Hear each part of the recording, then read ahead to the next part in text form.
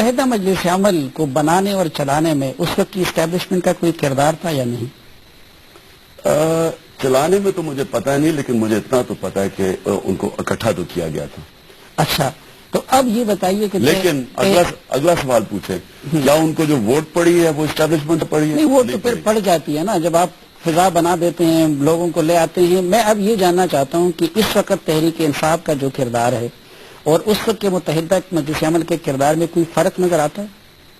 مجھے تو ان کے کردار کا پتہ نہیں، لیکن مجھے نہیں، ان کا کردار دو تھا. ایک ان سے نواز شریف اور بے نظیر کو آؤٹ رکھنا، اور دوسرا ان سے امریکہ کی مخالفت میں دھرنے کروانا اور یہ سب کچھ کر. دونوں کام تحریک انصاف کر رہی ہے. پہلے تو یہ دیکھیں نا، ایک تو پہلے اس کو میرٹ پہ لے لیں کہ کیا میں بھی وہی باتیں کہہ رہا تھا. مجھے یہ بتائیں کہ جب ایم ایم اے وہ باتیں کہہ رہی تھی امریکہ کے خلاف، اب میں نے باہر، انہوں نے تو یہاں باتیں کی ہیں، میرے تو گارڈین کے اندر آرٹیکل چھپے ہیں. میں امریکہ کی یہ پالیسی کے وار آن ٹیرر کے پہلے دن سے خلاف تھا.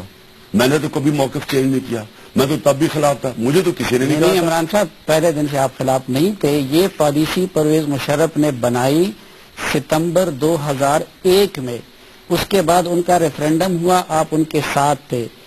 آپ کی آخری ملاقات جو آپ نے کتاب میں لکھی جس کے بعد آپ نے ان سے مایوس ہوئے اور علیحدہ ہونے کا فیصلہ کیا، وہ 23 جولائی 2002 تھا. اس دوران پاکستانی سرزمین سے افغانستان پہ ہزاروں حملے ہو چکے تھے، تو آپ تو 1 سال تک اس پالیسی کے حامی رہے. آپ ابھی بھی اخبار اٹھا کے دیکھیں، میرے ٹی وی پروگرام دیکھیں. ہم پرویز مشرف کو سمجھتے تھے اس وقت کہ جو 11 سال میں یہاں ہوا ہے کرپشن، یہ ان سے بہت بہتر ہے.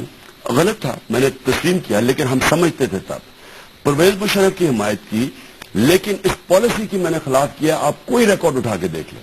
یعنی میں نے امریکہ کی افغانستان کی لیکن ریفرینڈم اس کے بعد ہوا اور آپ ریفرینڈم میں بھی اس کو سپورٹ کرتے رہے. نہیں، دو چیزیں. ایک تو اس وقت امریکہ کی پالیسی تھی افغانستان میں، اس کی میں نے مسلسل اس کے خلاف بولا ہوں، اور آپ کوئی ریکارڈ اٹھا کے دیکھ لیں. میں نے کہا بالکل غلط وار ہے. میں آرٹیکلز آپ کو دکھا سکتا ہوں جو میں نے باہر کے اخباروں میں لکھے. اس کے بعد جنرل مشرف نے جو اصل انہوں نے جو پاکستان کو اس وار میں ملوث کیا، وہ 2004 تھا، جب انہوں نے 2003 اور 2004 میں پاکستان کی فوج وزیرستان بھیجی. اور آپ اسمبلی میں اٹھا کے دیکھ لیں کہ سب سے پہلے فوج انہوں نے 2001 کے آخر میں بھیجی. 2002 میں بھی وزیرستان اور قبائلی علاقوں میں فوج. میں بات کر رہا ہوں آپریشنز کی. آپریشنز جب شروع ہوئے پاکستان نے، جب آپریشنز کیے، مجھے اچھی طرح یاد ہے، یہ فروری 2004 میں شروع ہوئے ہیں. میں نے اسمبلی میں سب سے پہلے اس کے خلاف بولا تھا. لیکن وہ تو یہ دعویٰ کرتے ہیں اور ہم بھی اس پہ اس لیے یقین کر لیتے ہیں کہ جس طرح آپ نے کتاب میں لکھا ہے کہ آخری وقت تک احتشام ضمیر اور ان لوگوں کے آپ کے ساتھ ملاقاتیں ہوتی رہی. وہ یہ کہتے ہیں کہ جب میں نے کیو لیگ کو حکومت دینے کا فیصلہ کیا اور عمران خان وزیر اعظم نہیں بن سکتے تو وہ ناراض ہو گئے. اور آپ نے بھی کتاب میں لکھا ہے کہ جب انہوں نے نیشنل الائنس بنایا اور اس میں آپ کو شمولیت پہ آمادہ کرنے کی کوشش کی تو آپ الگ ہو گئے. تو اس سے تو مشرف کی بات ٹھیک لگتی ہے. سب سے آسان چیز ہے، جنرل احتشام ضمیر اس وقت آئی ایس آئی کے پولیٹیکل سائڈ کے ہیڈ تھے. ساری جو پولیٹیکل اسٹریٹجی تھی جنرل احتشام ضمیر نے بنائی.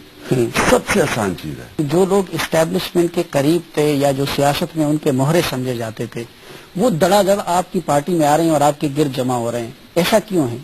لیکن اگر آپ 30 اکتوبر سے پہلے دیکھیں تو نہیں آ رہے تھے. لیکن سلیم، یہ سمجھنا ہے کہ ہر کی ہم نیت کو شک نہیں کرنا چاہیے کہ آپ کے پاس آ رہا ہے ضروری کوئی یا اسٹیبلشمنٹ بھیج رہی ہے یا ان کو کوئی اشارہ مل گیا، ہو سکتا ہے. نہیں، آپ دوسروں پہ کر رہے ہیں تو ظاہری بات ہے پھر تو ہمیں نواز شریف اور زرداری صاحب کی نیت پہ بھی شک نہیں کرنا. یعنی صرف سمجھانے میں نہیں، صحافیوں میں بھی وہ لوگ آپ کی تعریف کرتے ہیں جو فوج کے قریب ہے. نہیں، لیکن میں کچھ اور آپ سے بات کرتا ہوں. آپ نے وہی چودھری، وہی دریشک اور وہی سیاسی جو آزمودہ کھلاڑی ہیں، وہی لوٹے، وہ سب آپ اپنے گرد اکٹھے کر رہے ہیں. تو ان کے سہارے انقلاب کیسا آئے گا؟ آپ ان کی خاطر بدلیں گے یا کہ آپ کے پاس کوئی جادو کی چھڑی ہے کہ آپ ان روایتی سیاستدانوں کو بدل دیں گے؟ بہت زبردست جادو کی چھڑی ہے جو ساروں کو بدلیں گے. جو بھی پارٹی جوائن کرتا ہے اسے پتہ ہے ہمارا نظریہ کیا. آپ نے دیکھا اعظم سواتی نے جوائن کیا، سب سے پہلے اپنی فائل رکھی اثاثوں کی. ٹھیک. سلیم جان نے جوائن کیا، اپنی اثاثوں کی فائل رکھی.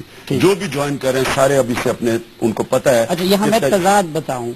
آپ کے پارٹی کے آئین میں لکھا ہوا ہے جنہوں نے ذاتی مفاد کے لیے سیاسی وفاداریاں تبدیل نہ کی ہوں پہلی بات تو یہ کہ یہ سارے لوگ اب آپ کے ہاں مفاد کو دیکھ کے آپ کی طرف آ رہے ہیں.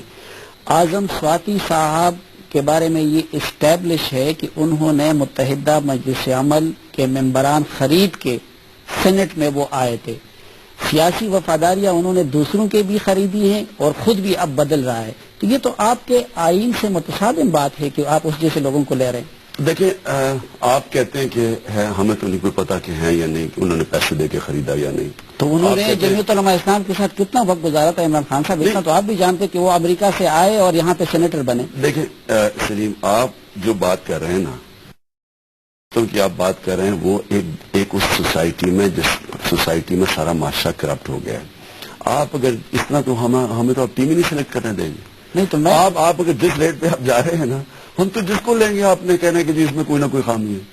میں آپ کو یقین دلا دوں، آپ کلین کی بات کرتے تھے، آپ انقلاب کی بات کرتے تھے، ہم تو یہ پہلے سے کہتے تھے کہ یہ پاکستانی سوسائٹی اس طرح ہے. تو اب کیا آپ کمپرومائز کرنے لگ گئے؟ نہیں، میں یہ سمجھتا ہوں کہ لوگ بدل جاتے ہیں. سچ کیا ہے؟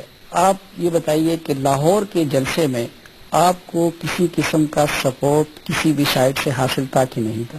جب لوگ لائے جاتے ہیں اور جب لوگ خود آتے ہیں، اس میں زمین آسمان کا فرق ہے. لیکن جلسوں پہ تو خرچہ بھی بہت آتا ہے، یہ پیسے کہاں سے آتے ہیں؟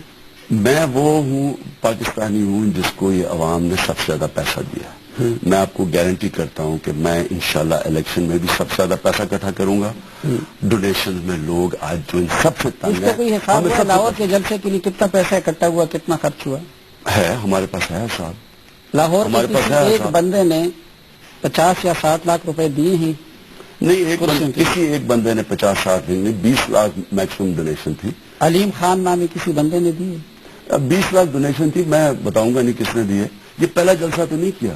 آپ کا پشاور کا جلسہ کیا، کراچی کا جلسہ کیا. پارٹی ڈونیشن تب لیتی ہے جب پارٹی پبلک میں مقبول ہوتی ہے. آپ کا مجھے یہ بتائیں کہ یہ جو سارے ذوالفقار علی بھٹو کے بڑے بڑے جلسے ہوتے تھے، ان کو کوئی اسٹیبلشمنٹ. لیکن عمران خان صاحب، آپ نے تو اپنی کتاب میں لکھا کہ کسی وقت میں آپ یہاں صرف دفتر کے اخراجات نہیں برداشت کر سکتے تھے اور اس کے لیے آپ نے اپنے برادر ان لا کے ساتھ وہ ایک میچ پہ سٹے میں اس کے ساتھ کوآپریٹ کیا. کیا جوا کھیلا؟ یعنی اس کے جوا کھیلنے کے عمل کو فیسیلیٹیٹ کیا، اور آپ نے خود لکھا کہ اس سے میں نے جو کمیشن لیا وہ یہاں آ کے آپ نے اپنے دفتر کے اخراجات آپ نے وہ پوری طرح پڑھ لیا ہوگا پیسے. جی. میں جوا ہوتا تھا جب پیسے لگاتے ہیں، میں نے تو پیسہ نہیں لگایا، میں نے اس کو ایڈوائز کیا. وہ تو پیسہ لگا رہا تھا نا اور کما رہا تھا. ایڈوائز کیا. اب یہ بالکل، اور وہ اس کو ایڈوائز کیوں کیا؟ کیونکہ میری کرکٹ کی ایکسپرٹیز ہے. سمجھ گیا. اور اس کے آخر میں آپ نے دیکھا ہوگا کہ اس نے بکی نے اسے پوچھا کہ آپ کا کئی بردر ان لا تو نہیں بیٹھا، کیونکہ اس کے پاس بھی، بکیز کے پاس بھی ایکسپرٹیز ہوتی ہے. اصل میں یہ مقابلہ تھا اس کی بکی کی ایکسپرٹیز اور میری ایکسپرٹیز کا، جو میں جیت رہا تھا. یہ اسی طرح ہے جس طرح آپ سٹاکس پہ پیسہ لگاتے ہیں. اب سٹاک میں کیا اس کے جوئے کے لیے آپ نے اپنی پروائیڈ کی. تو سٹاک ایکسچینج بھی جوا ہے. بہت شکریہ.